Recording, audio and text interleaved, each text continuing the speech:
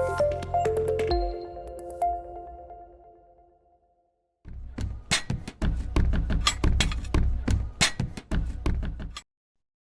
everyone, welcome to UPSC Akhada. Now today we are going to start chapter 2 of book 2, class 12 NCERT, era of one party dominance, and we will be dealing with part 1 of it. Now, era of one party dominance, in this chapter we are going to discuss the challenge of nation building, which we covered in the last chapter. It was accompanied by the challenge of instituting democratic politics. जो हमने last chapter में पढ़ा था, जो challenge of nation building, उसमें हमारा पहला challenge क्या था? सभी जो प्रिंसली स्टेट्स थी या सारी स्टेट्स को एकजुट करना, इंटीग्रेशन, उनका सबको एक नेशनल जो है यूनिटी स्थापित करना और देश को एकजुट करना. दूसरा हमारा जो चैलेंज था, that was instituting democratic politics, यानी कि डेमोक्रेसी को which we adopted as a political system after independence. So उस डेमोक्रेसी को एस्टैब्लिश करना. तो ये जो डेमोक्रेसी का एक इम्पॉर्टेंट फीचर होता है इलेक्टोरल कंपटीशन, वो अलग अलग पॉलिटिकल पार्टीज में जो कंपटीशन होता है वो इंडिपेंडेंस के तुरंत बाद ही शुरू हो गया.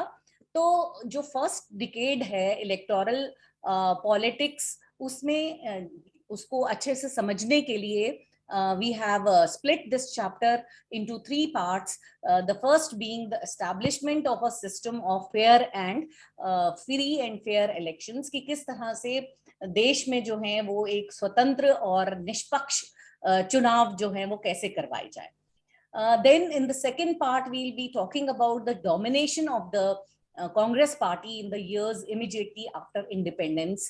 जो एक कांग्रेस पार्टी का डोमिनेंस रहा आफ्टर इंडिपेंडेंस, जो कि बहुत समय तक रहा, इसीलिए इसको जो है era of one party dominance, यानी कि सिंगल पार्टी जो कांग्रेस पार्टी थी, because basically Congress party was the party which had which had a wide base, and it was the only party which emerged after the independence because its leaders had participated in the process of getting freedom और स्वतंत्रता संग्राम में हिस्सा लिया था नेताओं ने. तो कांग्रेस पार्टी का डोमिनेशन था इमीडिएटली आफ्टर इंडिपेंडेंस. और उसके साथ ही हम देखेंगे कि वो जो कांग्रेस पार्टी का जो इरा था, जो फर्स्ट डिकेड था, पहले जो 10 साल थे इलेक्टोरल पॉलिटिक्स में, किस तरह से कांग्रेस पार्टी ने अपने हिसाब से देश को चलाया और बहुत सी चीजें जो हैं सवारी, कुछ क्रिटिक्स के हिसाब से बिगाड़ी. और then we will slowly go on to the emergence of opposition parties and their policies, कि किस तरह से कांग्रेस का जो डोमिनेंस तो था, लेकिन छोटी छोटी पार्टियां समय समय पे किस तरह से इमर्ज हुई. So let us talk about the era of one party dominance. Now, faced with serious challenges, leaders in many other countries of the world decided that their country could not afford to have democracy. बहुत से देश जब स्वतंत्र हुए तो उसके बाद कई सीरियस चैलेंजेस होते हैं, और सबसे पहले तो ये होता है कि देश को एकजुट रखो, और फिर ये होता है कि एक पॉलिटिकल सिस्टम, एक स्टेबल पॉलिटिकल सिस्टम जो है एस्टैब्लिश करो. और तीसरा जो बहुत इंपॉर्टेंट चैलेंज होता है कि देश में सब लोगों को साथ लेकर के विकास करना, डेवलपमेंट की प्रोसेस की तरफ बढ़ना, जो कि एक बहुत ही इंपॉर्टेंट और बहुत ही मुश्किल स्टेप होता है, जिसके बारे में हम थर्ड चैप्टर में बात करेंगे. तो लेकिन जो पहला चैलेंज होता है वो नेशनल यूनिटी होती है, कि देश ही ना बिखर जाए, पहले देश ही अलग अलग भागों में बट जाएगा तो एक यूनाइटेड इंडिया या यूनाइटेड कोई भी दूसरी कंट्री कैसे बनेगी. तो लोगों का ऐसा मानना था कि अगर डेमोक्रेसी ऐसे में ला दी जाएगी, डेमोक्रेसी का मतलब क्या होता है, rule by the government, where people have the power to elect their leaders and they can remove them also. तो बहुत से लोगों का ऐसा मत था कि डेमोक्रेसी जो है वो नेशनल यूनिटी स्थापित नहीं होने दे पाएगी, क्योंकि एक जो पार्टी काम करेगी, दूसरा उसको क्रिटिसाइज करेगी, और उसमें डिफरेंसेस होंगे, कन्फ्लिक्ट्स होंगे. और जो हमने स्वतंत्रता बहुत मुश्किल से कॉलोनियलिज्म से प्राप्त की है, वो जो है वो नष्ट हो जाएगी, देश जो है फिर से जो साथ आया था वो फिर से बिखर जाएगा। तो बहुत सी देशों ने नॉन डेमोक्रेटिक रूल जो है अपनाया, और बहुत लोगों की ये धारणा थी कि भाई डेमोक्रेसी जो है अभी नहीं कर सकते, अभी फिलहाल एक सिंगल पार्टी का रूल रहे या आर्मी का रूल रहे, मतलब एक डंडा रूल जिसे कहते हैं वो रहे, एक लीडर जो है उसको कंट्रोल करे, और पहले जो है उसको जो प्रगति के रास्ते पे जो इकोनॉमिक डेवलपमेंट और सोशल डेवलपमेंट की तरफ देश को पहले धकेला जाए, और of course with the promise of restoring democracy very soon, कि हम जल्दी डेमोक्रेसी एस्टैब्लिश कर लेंगे, लेकिन पहले जो है नॉन डेमोक्रेटिक रिजीम रख करके देश को पहले एकजुट करके और पहले विकास किया जाए, ऐसा बहुत से देशों की धारणा थी। लेकिन एक बार जब उन्होंने नॉन डेमोक्रेटिक रिजीम को अपना लिया, जो लोकतंत्र को छोड़ करके, और दूसरी तरफ से जो है चाहे वो मोनार्की हो या आर्मी रूल को अपना लिया, तो उनके लिए बहुत मुश्किल हो गया कि वो वापस डेमोक्रेसी के पाथ पे आए। और भारत में भी कोई कंडीशंस बहुत डिफरेंट नहीं थी, हमने भी बहुत मुश्किल से आजादी प्राप्त की थी, तो हमें भी ये था कि जो डेमोक्रेसी का रास्ता है वो बहुत मुश्किल होने वाला है, क्योंकि जहां डेमोक्रेसी है वहां अपोजिशन होगा, और अपोजिशन होगा तो कन्फ्लिक्ट्स होंगे, डिबेट्स होंगे।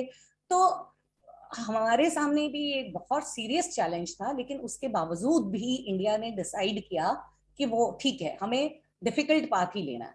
लेकिन हमने स्वतंत्रता से पूर्व जो है फ्रीडम स्ट्रगल में जो वादा किया था लोगों से, और we were deeply committed to the idea of democracy, will stick by it.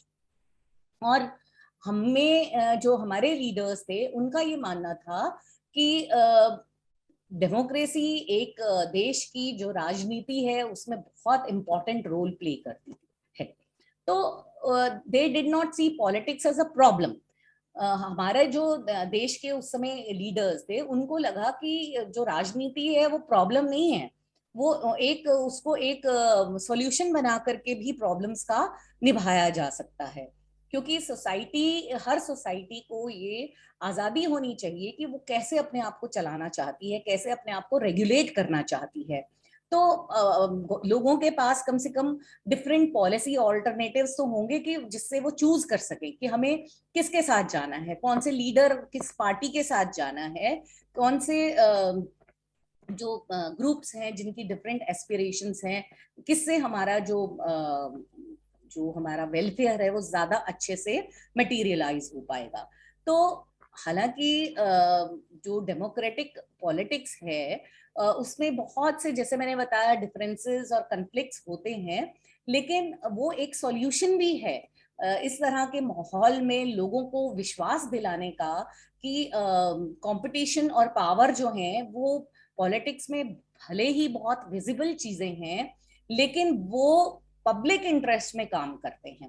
Competition और पावर दो चीजें जो पॉलिटिक्स में, डेमोक्रेटिक पॉलिटिक्स में के दो दो मेन फीचर्स होते हैं, वो पब्लिक इंटरेस्ट को मेंटेन करते हैं, क्योंकि लोगों को पता होता है कि उनके पास चॉइस है, अगर ये पार्टी ठीक से काम नहीं कर रही है या ये पर्टिकुलर व्यक्ति नहीं काम कर रहा है तो हमारे पास चॉइस है, हम उसको चेंज कर सकते हैं।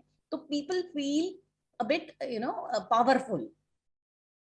So this is the route our leaders decided to take, और इसी के चलते कि हम डेमोक्रेटिक पॉलिटिक्स को ही फॉलो करेंगे, चाहे रास्ता कितना भी कठिन क्यों ना हो। और आप जानते ही हैं, आपने क्लास 11th में भी पढ़ा है कि कॉन्स्टिट्यूशन जो है वो 26 नवंबर 1949 में ही बन करके, साइन होकर के तैयार हो गया था, और जनवरी 26 जिसे हम रिपब्लिक डे के रूप में मनाते हैं 1950 में ये इफेक्ट में भी आ गया था, यानी कि लागू कर दिया गया था।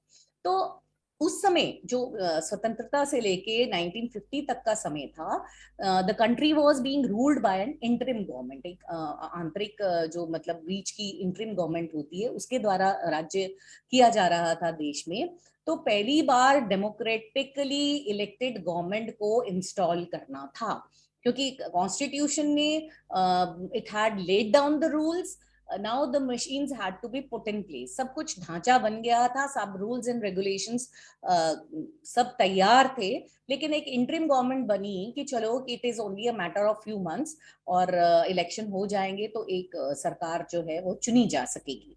और इसी के चलते जनवरी 1950 में इलेक्शन कमीशन ऑफ इंडिया जो है वो सेटअप किया गया, और जो सुकुमार सेन थे, it became he became the first chief election commissioner. ये सब नाम जो है फर्स्ट चीफ इलेक्शन कमिश्नर, ये सब आपको ध्यान देना है, मल्टीपल चॉइस जो क्वेश्चंस हैं उसमें आ जाता है।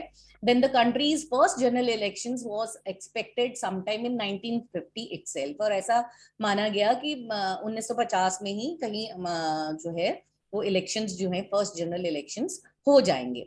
लेकिन इलेक्शन कमीशन को मतलब जब ये इस बारे में इसको रिसर्च की गई तो इलेक्शन कमीशन डिस्कवर्ड कि it was not going to be easy to hold a free and fair election in the country of India size. Bharat का जो विस्तार देखते हुए इतना आसान नहीं होने वाला कि एक फ्री मतलब और फेयर, निष्पक्ष और मुक्त जो स्वतंत्र इलेक्शंस कराना भारत जितनी कंट्री का जिसका साइज इतना बड़ा है उसमें पॉसिबल हो पाएगा। Holding an election required delimitation और drawing the boundaries of the electoral constituency. आपको पता है, आपने ये सारे स्टेप्स पढ़े हैं कि किस तरह से इलेक्शंस होल्ड होते हैं। पहले तो कॉन्स्टिट्यूएंसीज जो हैं वो ड्रॉ की जाती हैं, फिर इलेक्टोरल रोल्स बनते हैं और उसमें कौन कौन लोग हैं एलिजिबल वोट करने के लिए, फिर वोटर कार्ड जो है वो अलॉट किए जाते हैं। तो ये टास्क जो था बहुत टाइम कंज्यूमिंग था। तो जब तक फर्स्ट ड्राफ्ट जो रोल्स का बनना कि ये लोग एलिजिबल हैं वोट देने के लिए, तो ये डिस्कवर किया गया कि जो 40 लाख से ऊपर जो विमेन थे उनका नाम ही नहीं था लिस्ट में। उन मतलब they were present in the list but उनके नाम से उनको दर्ज नहीं किया गया था उनको लिस्ट में। उनको कैसे लिस्ट किया गया था, wife of so and so, daughter of, इसकी पत्नी, इसकी बेटी, राम प्रसाद की बीवी, राम प्रसाद की बेटी, इस तरह से मतलब उनको एड्रेस किया गया था। तो इलेक्शन कमीशन ने मना कर दिया, भाई ये किस तरह की एंट्रीज है, ये रोल कैसा बनाया है आपने, औरतों की अपनी वजूद है, एक अपना नाम है, प्रॉपर नेम से एक इलेक्शन रोल में वो जो है एंटर होनी चाहिए। ये क्या मतलब हुआ कि इसकी बीवी, उसकी बहू, उसका पोता और इसकी वो ये मतलब रिलेशन से उसको स्पेशली वुमेन एड्रेस करना, तो that was unacceptable for the election commission. तो अपने आप में ये जो इलेक्शन रोल जो बनाना जो था वही अपने आप में it was a mammoth exercise.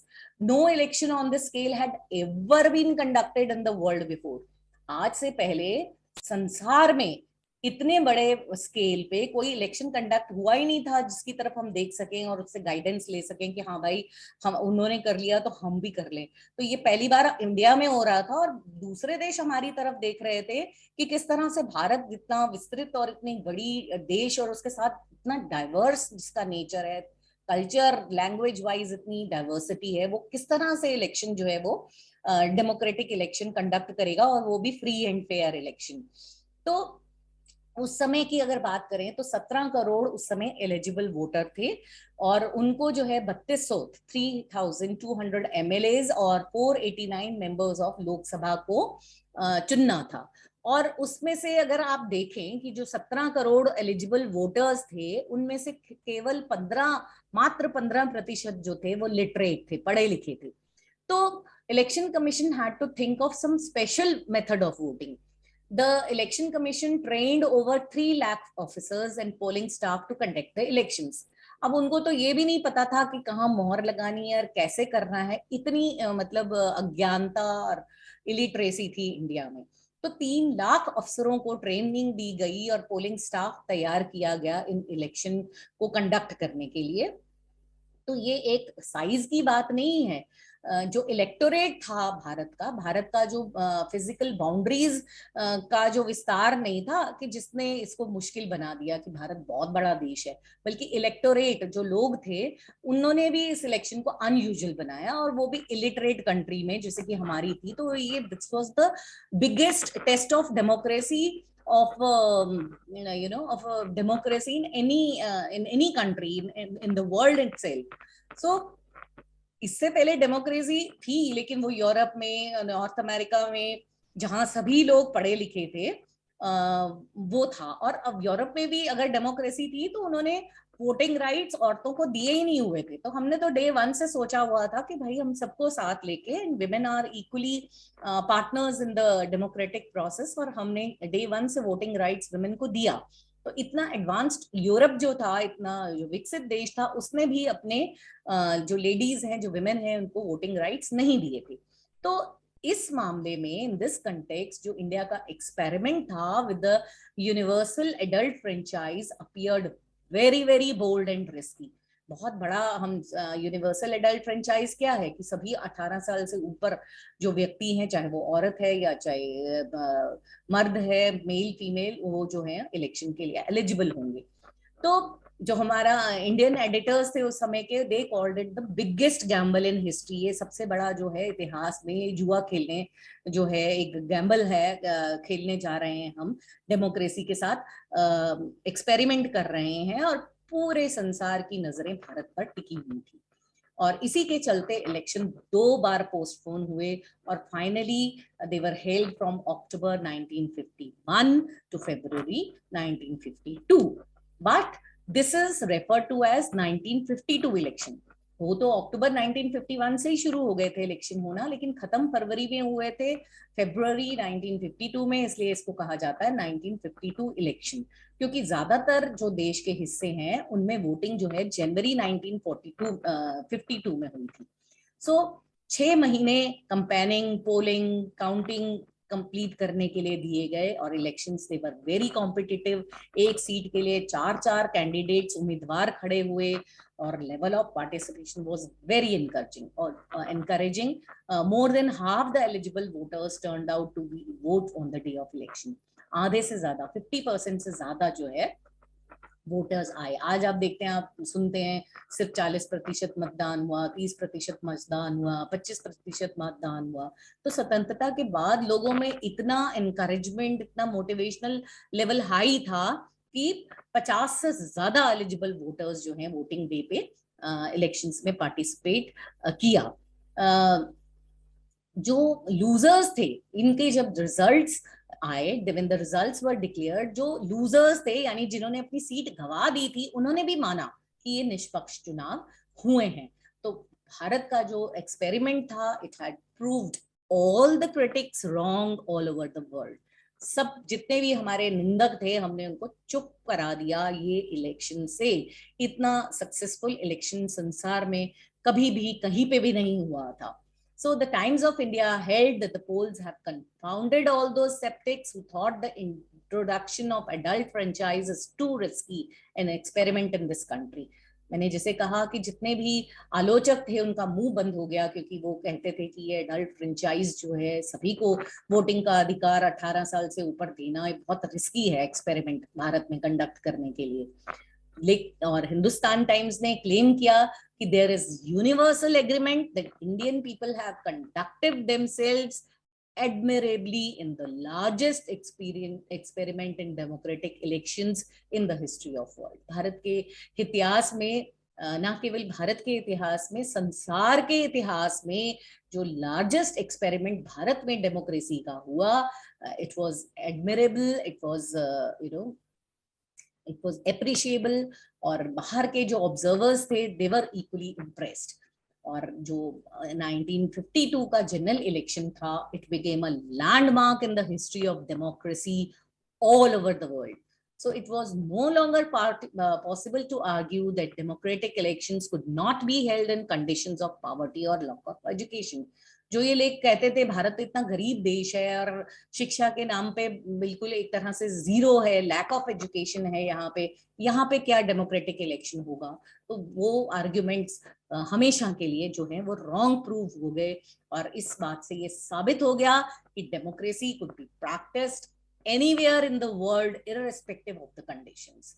Of course conditions of education, health, poverty, इस तरह की चीजों के बावजूद भी डेमोक्रेसी, अगर आप में जज्बा है उस चीज को कैरी आउट करने का, अगर आपके लीडर्स जो हैं उसको लागू करना चाहते हैं, तो कोई ताकत जो है वो डेमोक्रेसी को एस्टैब्लिश करने से नहीं रोक सकती। So Congress dominance in the first 3 general elections. अब ये सब इलेक्शंस जो है 1952 के खत्म हो गए, तो पहले 3 जनरल इलेक्शंस में कांग्रेस का डोमिनेंस रहा। और it was not surprising because Indian National Congress was expected to win this election, क्योंकि जो कांग्रेस पार्टी थी it had inherited the legacy of the national movement. एक तरह से राष्ट्रीय जो आंदोलन है उसी की परंपरा को उन्होंने आगे बढ़ाया था, और यही एक पार्टी थी जो पूरी तरह से ऑर्गेनाइज्ड होकर के देश के हर भाग में फैली हुई थी। And finally in Jawaharlal Nehru the party had the most popular and charismatic leader in Indian politics. Jawaharlal Nehru के रूप में जो पार्टी है कांग्रेस पार्टी ने एक बहुत ही मतलब एक कैरिस्मेटिक लीडर देखा, एक बहुत ही लोकप्रिय नेता देखा, जिसने कि स्वतंत्रता संग्राम को भी लीड किया और कांग्रेस के कैंपेन को भी जो है उसके प्रचार को भी जो है लीड किया। और जब फाइनल रिजल्ट्स डिक्लेयर हुए तो कांग्रेस की जो विक्ट्री थी उससे जो उसके विरोधी थे वो भी सरप्राइज नहीं हुए, क्योंकि वो भी जान रहे थे कि कांग्रेस का जो जीतना है वो तय है। और पार्टी ने 364 of the 489 seats in the first Lok Sabha it had won and finished way ahead of any other challenger. कोई भी पार्टी आसपास भी कांग्रेस के नहीं थी। The Communist Party of India that came next in terms of seats only won 16 seats. जो next party थी communist party of India, जो सेकेंड इंपॉर्टेंट पार्टी थी, बिगेस्ट पार्टी थी आफ्टर कांग्रेस, वो सिर्फ मात्र 16 सीटें अर्जित कर पाई। इसके साथ ही स्टेट इलेक्शंस भी अनाउंस हो गए लोकसभा इलेक्शंस के बाद, और उसमें भी कांग्रेस ने अच्छी विक्ट्री जो है हासिल की। मेजॉरिटी ऑफ द स्टेट्स में जो कांग्रेस की विजय हुई। सिर्फ ट्रेवनकोर जो पार्ट ऑफ टुडेज केरला जो है और मद्रास और ओडिशा को छोड़ के बाकी हर जगह कांग्रेस पार्टी जो है सत्ता में आई और कांग्रेस ने गवर्नमेंट बनाई। So the party ruled all over the country at the national and state level. राज्य के लेवल पे या नेशनल लेवल पे सभी जगह पार्टी का रूल था। और उसी के चलते जवाहरलाल नेहरू जो थे वो प्रधानमंत्री बने after the first general election. In the second and third general elections held in 1957 and 1962 respectively, the Congress maintained the same position in the Lok Sabha by winning 3/4 of the seats. जो 3/4 बहुमत था वो आगे वाले 1957 और 1962 के elections में, यानी कि फर्स्ट 3 इलेक्शंस में कांग्रेस का जो है वो 3/4 मेजॉरिटी से वो जीती। हर स्टेट में तो नहीं, क्योंकि मद्रास ओडिशा में हालात डिफरेंट थे, थोड़ा सा पार्ट ऑफ केरल में भी। तो बाकी जगह पे क्योंकि बहुमत था कांग्रेस पार्टी का, तो this was an era of strong Congress dominance. None of the opposition parties could win even 1/10 of the number of seats won by the Congress. एक मतलब सीटों का 10वां भाग भी कोई और पार्टी नहीं ले पाई। स्टेट असेंबली इलेक्शंस में किसी किसी केस में कांग्रेस को मेजॉरिटी नहीं मिली।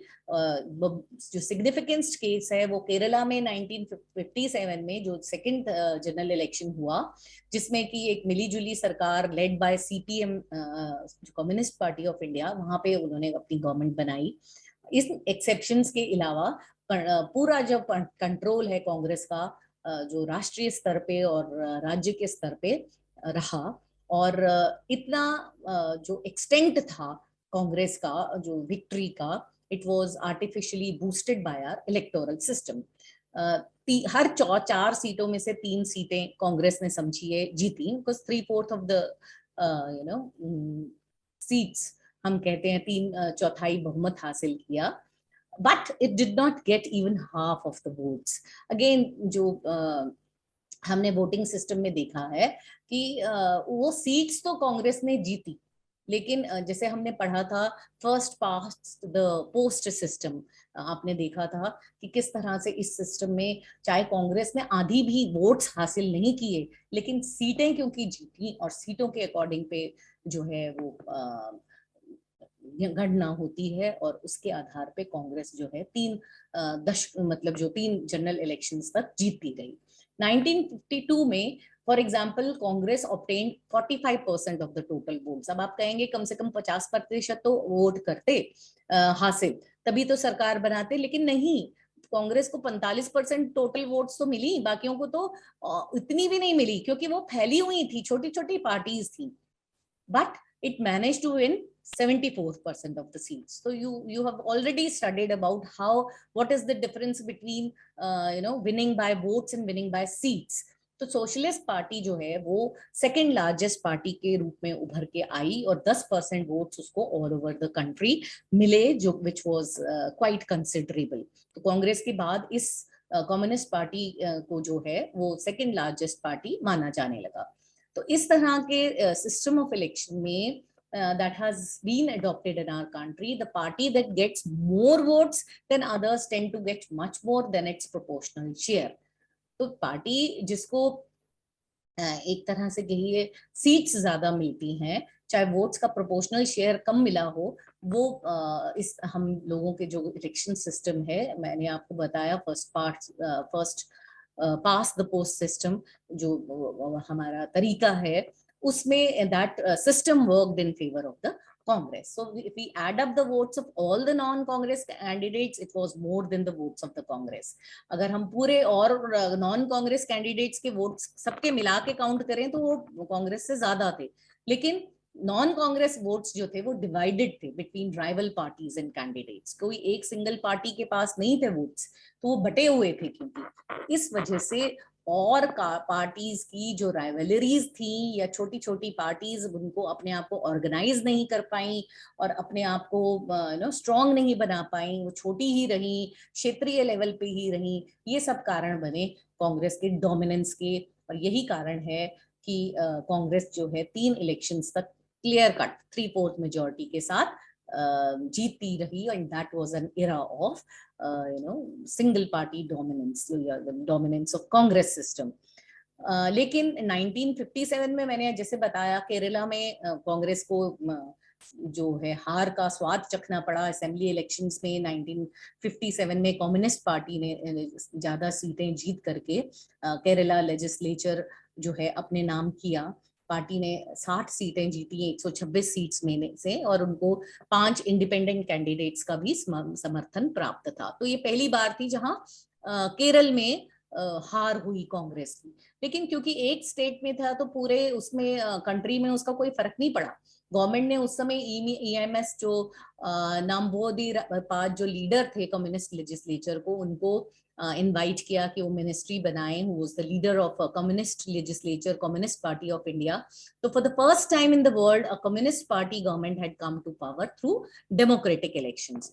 जो संसार में, न केवल हिंदुस्तान में बल्कि संसार में पहली गवर्नमेंट ऐसी आई थी किसी स्टेट में, किसी राज्य में, जो कम्युनिस्ट पार्टी की गवर्नमेंट बनी थी, जो जनता द्वारा चुनी हुई, यानी कि डेमोक्रेटिक इलेक्शंस के थ्रू आने वाली ये पहली कम्युनिस्ट पार्टी थी, ना केवल भारत में बल्कि पूरे विश्व में। On losing power in the state, the Congress party began a liberation struggle against the elected government. अब कांग्रेस इस हार को भी सहन नहीं कर पाई और एक लिबरेशन स्ट्रगल जो है चलाना शुरू कर दिया कांग्रेस ने against the elected government. And CPI had come to power on the promise of carrying out radical and progressive policy measures.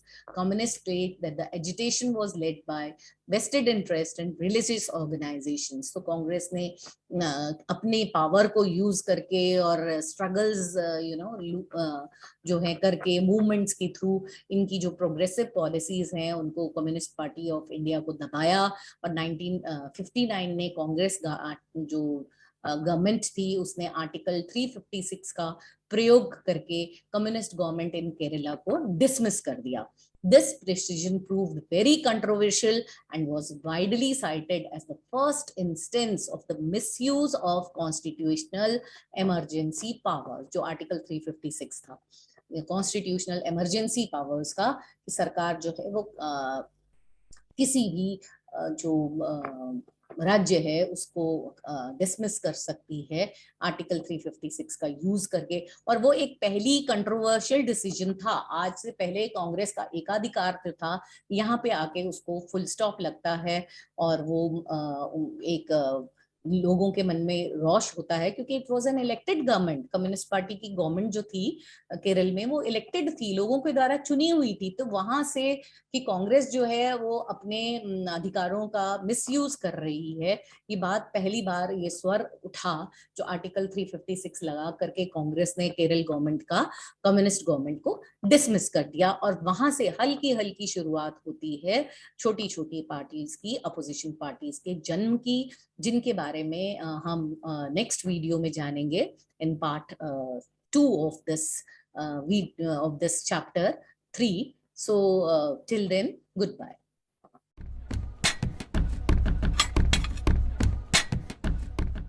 Hello everyone, welcome to UPSC Akhada. Now in this video, we are going to resume part 2 of chapter number 2 of book 2, class 12 NCERT, era of one party dominance.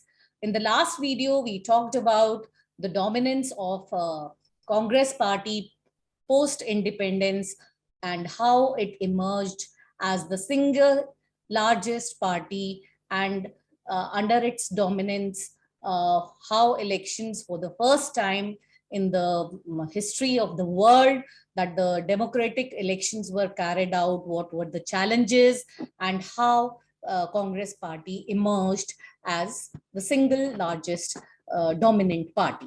Now in this video, we will be talking about the nature of Congress dominance. India is not the only country to have experienced the dominance of one country. अगर हम अपने आसपास world में देखें तो ऐसा बहुत सा एग्जाम्पल पहले भी थे और अभी भी हैं, जहां वन पार्टी जो है वो डोमिनेट करती है। आप चाइना का हम सिस्टम पढ़ चुके हैं, क्यूबा, सीरिया, जिनका कि कॉन्स्टिट्यूशन ही परमिट करता है सिंगल पार्टी को रूल करने के लिए। जहां पे भी जो है नाम को डेमोक्रेसी है, और वहाँ डेमोक्रेसी जो है वो कॉम्प्रोमाइज्ड डेमोक्रेसी जिसे कहते हैं, कि वन पार्टी सिस्टम है और वन पार्टी डोमिनेंस आज भी है, और किस तरह से वहाँ कॉम्प्रोमाइज किया गया है डेमोक्रेसी के नाम पे।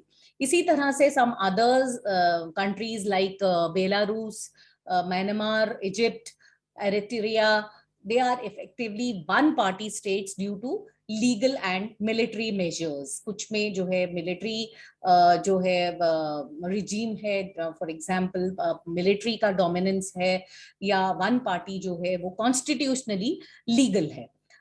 Until a few years ago also, Mexico, South Korea and Taiwan were also effectively one party dominant states. तो ऐसा नहीं है कि सिर्फ भारत में ही कांग्रेस का डोमिनेंस रहा था। हालांकि कॉन्स्टिट्यूशनली हम जो है एक डेमोक्रेटिक रिपब्लिक थे, बट चांस की बात है कि फर्स्ट 3 डिकेड्स में कांग्रेस जो है वो इलेक्शन जीतती रही, और क्योंकि बहुत से लीडर्स जो है वो it had inherited the nationalist movement, so it went growing strong one after the other elections.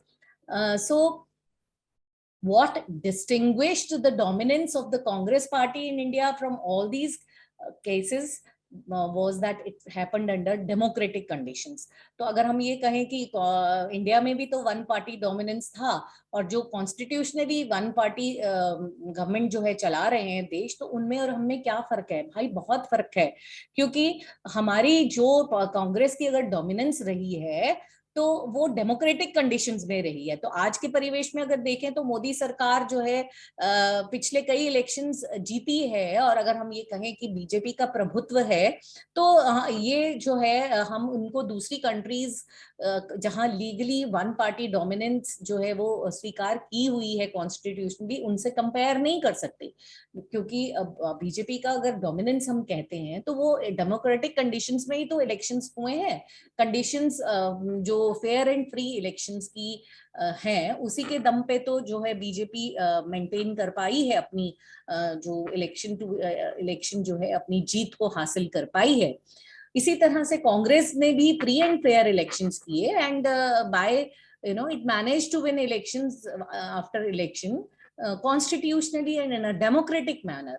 This was similar to the dominance of African National Congress as enjoyed in South Africa after the end of apartheid. जो रंग भेद की नीति का जब अंत हुआ, apartheid जो पॉलिसीज थी साउथ अफ्रीका में, हाँ हाँ उसको हम अपने यहाँ के डोमिनेंस, कांग्रेस के डोमिनेंस से कंपेयर कर सकते हैं। वहाँ अफ्रीकन नेशनल कांग्रेस का डोमिनेंस रहा है। तो इन सब का जो रूट्स हैं, चाहे वो अफ्रीकन नेशनल कांग्रेस थी, जिसमें जो अफ्रीकन नेशनल कांग्रेस थी उसने अपार्थीड लोगों के लिए लड़ाई लड़ी थी, तो लोग जो थे उनमें विश्वास रखते थे, इसलिए जो अफ्रीकन नेशनल कांग्रेस का डोमिनेशन रहा। ठीक उसी तरह से जैसे जो स्वतंत्रता संग्राम था उसमें कांग्रेस के जो लीडर्स थे उनका बहुत बड़ा योगदान था। तो कांग्रेस बेसिकली वो seen as inheritor of the national movement. उन्होंने आगे से मतलब फोर फ्रंट से फ्रीडम स्ट्रगल था उसमें भाग लिया था, और अब वही लीडर इलेक्शन कॉन्टेस्ट कर रहे थे एज कांग्रेस कैंडिडेट्स। तो Congress being well organised party, वो जो नेशन वाइड जो थी कांग्रेस जो वेल ऑर्गेनाइज थी, एंड दैट इज बाय जो कैंडिडेट्स थे वो after independence year after year वो सेलेक्ट होते रहे। So in fact, many parties were formed only around independence or after that. Thus the Congress had the first of the bloc's advantage कि वो पहली party थी, और लीडर्स, बहुत से लीडर्स ऐसे थे जो कांग्रेस पार्टी के थे आफ्टर इंडिपेंडेंस, जिन्होंने नेशनलिस्ट मूवमेंट में भी हिस्सा लिया था। तो बहुत सी पार्टीज ऐसी थी, और भी बहुत सी पार्टीज ने जन्म लिया, लेकिन वो उनका ऑर्गेनाइजेशनल लेवल जो था वो एक लोकल लेवल तक ही सीमित रह गया, जबकि Congress it spread across the length and breadth of the country, meaning सभी जगह फैली हुई थी, right from north to east and to west and south, चारों दिशाओं में पूरी अच्छी तरह से ऑर्गेनाइज थी। So more importantly, as the Congress was still recently a national movement, its nature was all inclusive, and all these factors contributed to the dominance of the Congress party. तो एक बहुत इंपॉर्टेंट क्वेश्चन यहाँ बन जाता है कि कांग्रेस जो है, era of dominance of Congress, उसके क्या कारण रहे।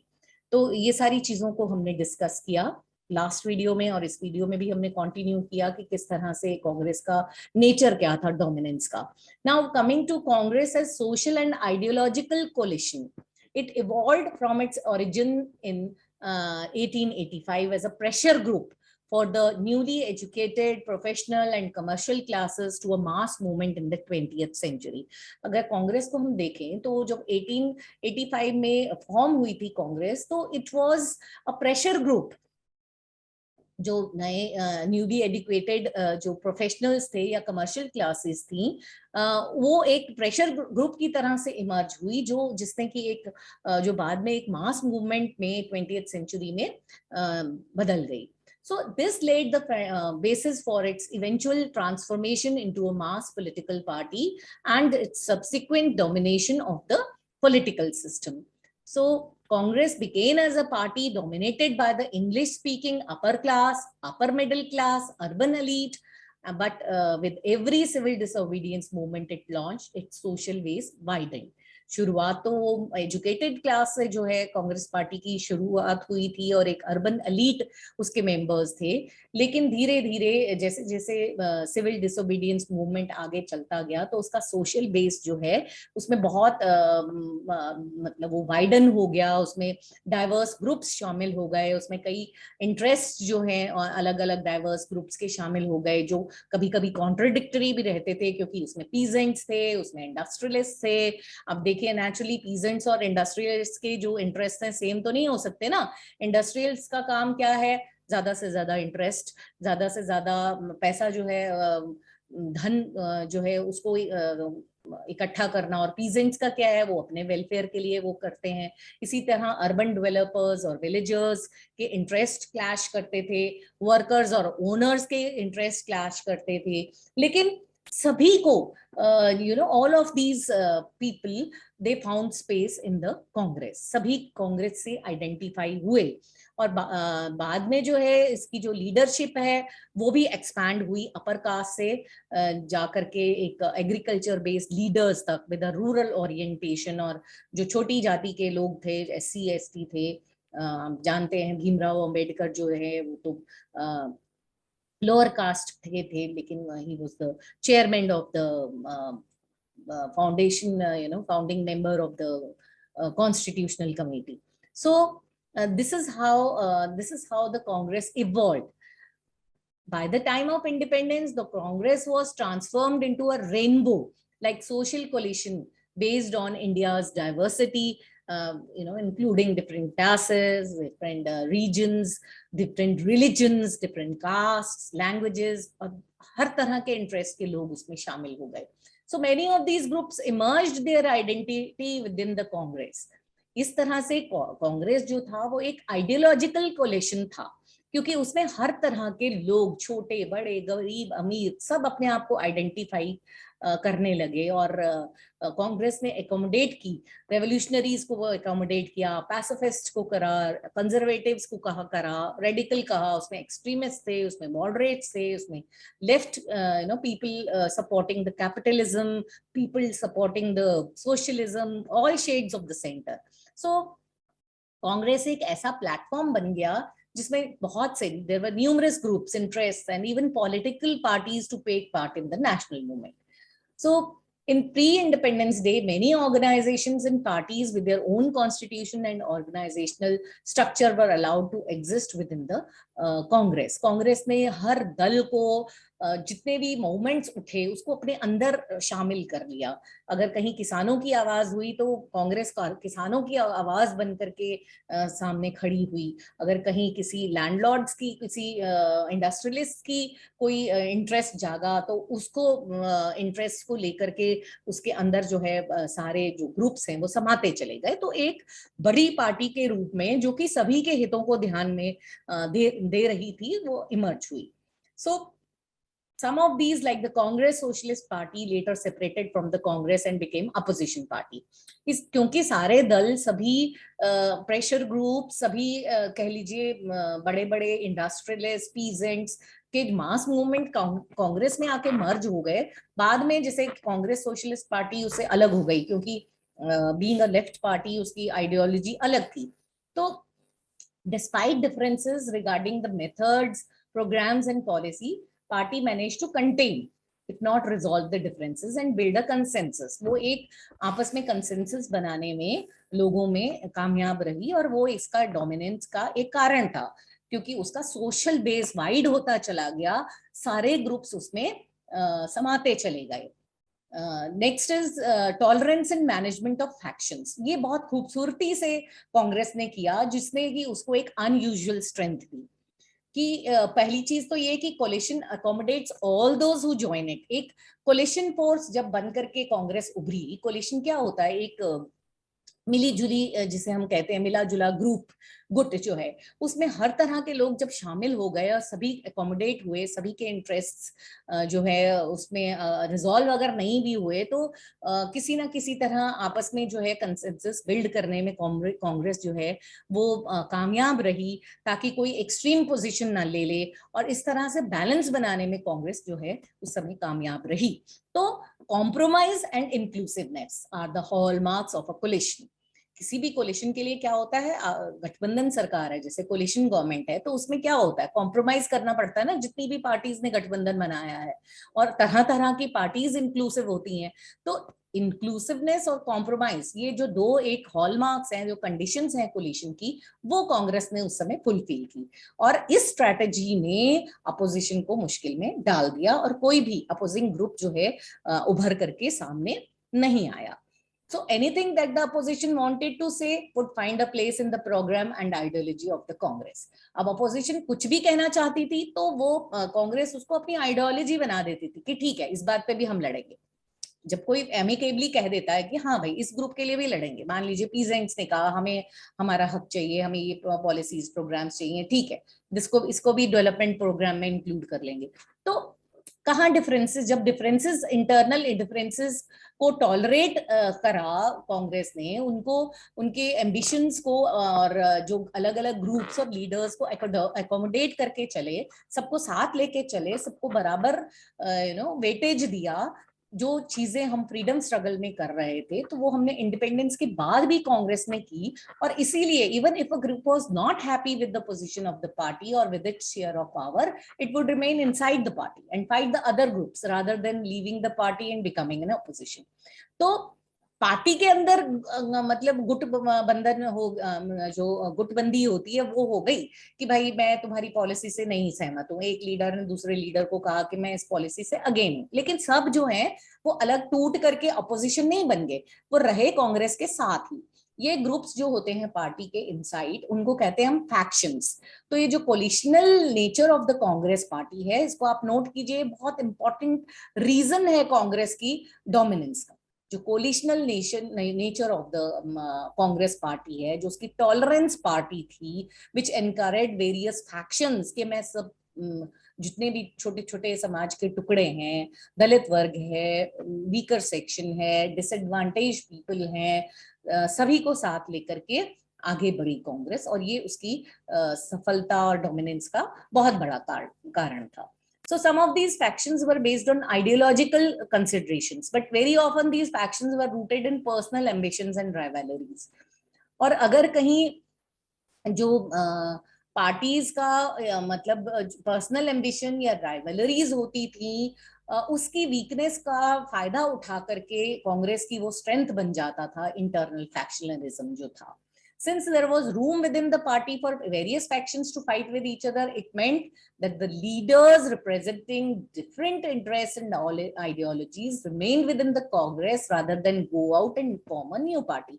जैसे अभी बात करी कि बहुत सारे फैक्शंस थे छोटे छोटे, उनके डिफरेंट इंटरेस्ट थे, आइडियोलॉजीज थे, जो आपस में मतभेद रहते थे कांग्रेस लीडर्स के, लेकिन फिर भी उनमें एक कह लीजिए, क्योंकि लोगों को भी विश्वास था कांग्रेस पार्टी पे कि एक कांग्रेस ही है जो वापस हमको धकेलेगी नहीं गुलामी की जंजीरों में, तो वो एक फेथ था। और उस समय कांग्रेस के लीडर्स, क्योंकि नेशनलिस्ट लीडर्स नेशनलिस्ट मूवमेंट के लीडर्स थे, तो उन्होंने इस दिशा में काम भी बहुत किया।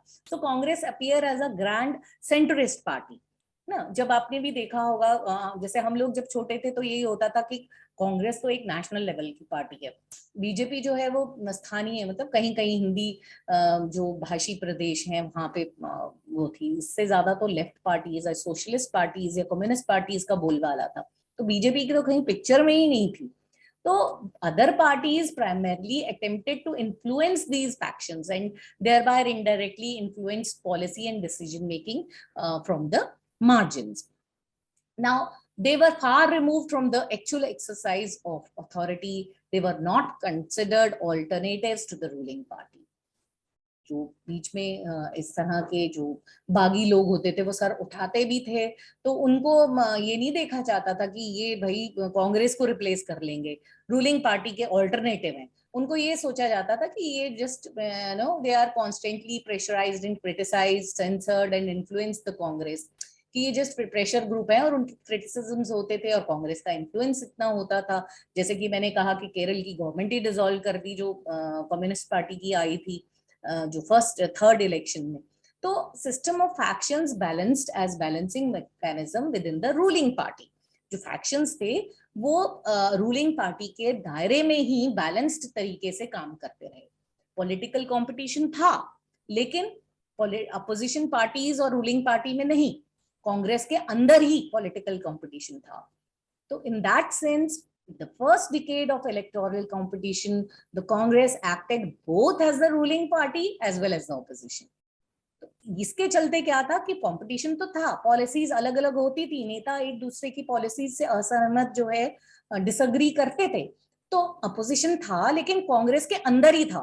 तो कांग्रेस उस जमाने में ruling party as well as opposition दोनों का ही रोल निभा रही थी। और इस पीरियड को जो फर्स्ट डिकेड था आफ्टर इंडिपेंडेंस, उसको हम कहते हैं कांग्रेस सिस्टम, जहां रूलिंग पार्टी भी वो खुद है और अपोजिशन भी वो खुद है। ठीक है, नाउ अब आती है कि धीरे धीरे इमर्जेंस ऑफ अपोजिशन पार्टीज। कि पहले हमने देखा कि after the first decade of Indian independence we did not have opposition parties during this period. So while discussing the results of elections, we have already come across the name of many parties other than Congress. हमने communist party of India का नाम सुना है, छोटा छोटा oppositions जो उभरे. India had a large number of diverse and vibrant opposition parties, then many other multi-party democracies. बहुत सारे छोटे छोटे ग्रुप्स, प्रेशर ग्रुप्स थे which came into being after the first general elections. लेकिन जैसे मैंने कहा उनका कोई ऐसा महत्व था नहीं, उनको एज रूलिंग पार्टी का ऑल्टरनेटिव नहीं देखा जाता था. कुछ ऐसी पार्टीज थी जिन्होंने 60s और 70s में बहुत इंपॉर्टेंट पार्ट प्ले किया. So the roots of almost all the non-Congress parties of today can be traced to one or the other of the opposition parties of 1950s. आज जो हम opposition parties देख रहे हैं, इनका कहीं ना कहीं इनके जड़ें जो हैं, जो 1950 में opposition parties थी, उनके साथ कहीं ना कहीं जाकर के मिलती हैं. लेकिन जो एक इमर्ज हुई वो 60s और 70s में. All these opposition parties succeeded in gaining only a token representation in the Lok Sabha and state assemblies during this period. Yet their presence played a crucial role in maintaining the democratic character of the system. धीरे धीरे ये हो गया कि opposition parties को बहुत ही token representation मिलता था लोकसभा में या state assemblies में, लेकिन एक democratic character of the system चलता रहा. कि एक सिस्टम ऑफ जो चेक्स एंड बैलेंसेस हमारे एक बहुत इंपॉर्टेंट फीचर है जो इंडियन कॉन्स्टिट्यूशन का, बैलेंस पावर का, वो एक मेंटेन रहा. सो हमने क्या किया, हमने भारत में जो अपोजिशन पार्टीज थी, चाहे वो इतना रिमार्केबली कहीं पावर में नहीं आई, लेकिन उन्होंने एक डेमोक्रेटिक पॉलिटिकल ऑल्टरनेटिव को जीवित रखा, उसको अलाइव रखा. कि कभी भी एक डर था कि कोई भी पार्टी कभी भी उभर करके कांग्रेस को रिप्लेस कर सकती है. These parties also groomed the leaders who were to play a crucial role in the shaping of our country. And there was a mutual respect between the leaders of Congress and those of the opposition. अब जैसे नेहरू थे तो वो Nehru socialist या communist parties के नेताओं से काफी प्रभावित थे उनकी आइडियोलॉजी से. इनफैक्ट उनको मीटिंग्स में और जो भी सेशंस होते थे उनमें उनको आमंत्रित किया जाता था और उनकी मतलब अपोजिशन की आइडियोलॉजीज को फॉलो किया जाता था. तो वो अलग टाइम था. जो interim government that ruled the country after the declaration of independence and the first general election included opposition leaders like Dr. Ambedkar and Shyama Prasad Mukherjee in the cabinet.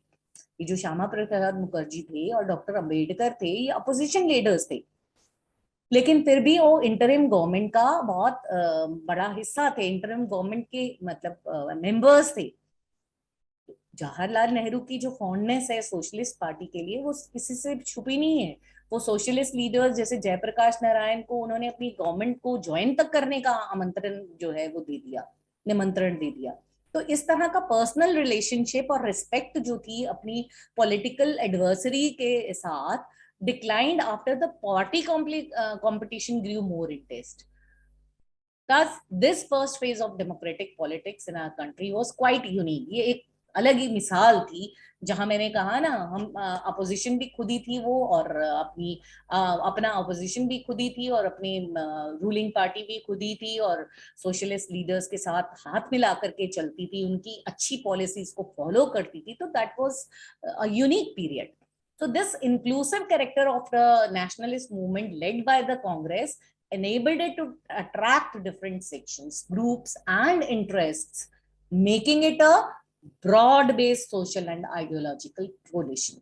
ये सारी चीजें जो उसका ऑल इंक्लूसिव कैरेक्टर था, इन जो national movement के समय से कांग्रेस ने एक जुटा रखा था, जिसमें हर वर्ग को के लिए कुछ ना कुछ था, उनके इंटरेस्ट्स, उनके ग्रुप्स को जो उनकी मांगे थी उनको साथ लेकर के उसने एक ब्रॉड बेस्ड सोशल और आइडियोलॉजिकल एक प्लेटफॉर्म तैयार किया कांग्रेस के लिए, जिसपे जो है वो आराम से जो है बढ़ती चली गई. उस प्लेटफॉर्म पे उसने एक अपनी सुदृढ़ एक नींव पक्की करके अपनी एक बिल्डिंग इमारत, एक पक्की इमारत खड़ी की.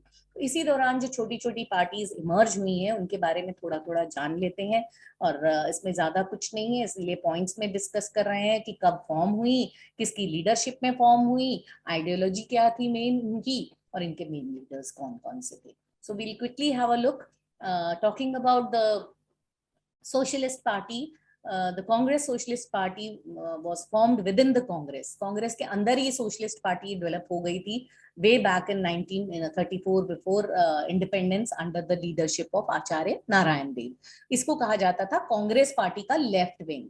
थी ये कांग्रेस पार्टी के ही मतलब अंदर थे, लेकिन बाद में ये अलग हुए. लेकिन इसको लेफ्ट विंग कहा जाता था कि ये जो है कांग्रेस जो है मतलब इसका अल्टीमेट एम जो है कांग्रेस को रेडिकल और इजैलिटेरियन पार्टी बनाएगी, क्योंकि ये जो सोशलिस्ट पार्टी है वो डेमोक्रेटिक सोशलिज्म में बिलीव करती है. यानी कि गवर्नमेंट जो कांग्रेस पार्टी का जो फेवर करती थी कैपिटलिस्ट और लैंडलॉर्ड्स को, वो उसने क्रिटिसाइज किया. और वो छोटे लोगों के लिए, छोटे लोगों से मतलब ये है कि हाइट में छोटे नहीं, मतलब फार्मर्स और वर्कर्स के लिए जो है उनके इंटरेस्ट को इस पार्टी ने जो है उसको आवाज दी. और इनके मेन लीडर्स अशोक मेहता, आचार्य नारायण देव जो कि पार्टी के लीडर फाउंडर थे, एंड राम मनोहर लोहिया, जयप्रकाश नारायण, ये मेन लीडर्स थे.